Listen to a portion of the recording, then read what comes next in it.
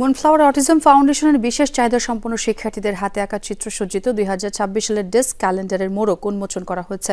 সকালে এই অনুষ্ঠানে উপস্থিত ছিলেন ফাউন্ডেশনের চেয়ারম্যান নকিব খান, বিশিষ্ট চিত্রশিল্পী আব্দুর রাজ্জাক প্রধান।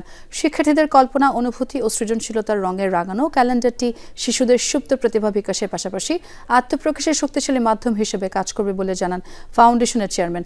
অনুষ্ঠানে অতিথিরা বলেন, অটিজম কোনো সীমাবদ্ধতা নয়, বরং সঠিক পরিচর্যা, ভালোবাসা ও সুযোগ পেলে এই শিক্ষার্থীরাও সমাজে গুরুত্বপূর্ণ অবদান রাখতে পারে। ক্যালেন্ডারের প্রতিটি পাতায় ফুটে উঠেছে বিশেষ চাহিদা সম্পন্ন শিশুদের নিজস্ব দৃষ্টিভঙ্গি, স্বপ্ন ও জীবনের গল্প। এই উদ্যোগের মাধ্যমে মুনফ্লাওয়ার অটিজম ফাউন্ডেশন সচেতনতা বৃদ্ধি, অন্তর্ভুক্তিমূলক সমাজ গঠন এবং বিশেষ চাহিদা সম্পন্ন শিশুদের সৃজনশীল প্রতিভা তুলে ধরার একটি প্রশংসনীয় দৃষ্টান্ত স্থাপন করেছে। অনুষ্ঠানের অন্যতম আকর্ষণ ছিল শিক্ষার্থীদের সাংস্কৃতিক পরিবেশনা।